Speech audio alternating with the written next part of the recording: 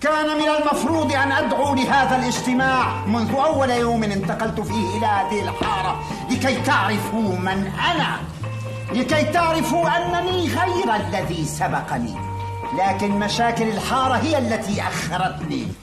يا أهالي حارة كلنين إيدو، إن مجتمعكم العظيم يناديكم. أصابيع البب والخيار. إن المجتمع الذي نشأتم فيه نشأتم فيه شو هي؟ ترعرعتم. رعرعت وحدة تسهل أمرك. شو معنات ترعرعتم؟ يعني ربيتوا. ربيتوا. شو معك بكالوريا؟ نعم سيدي.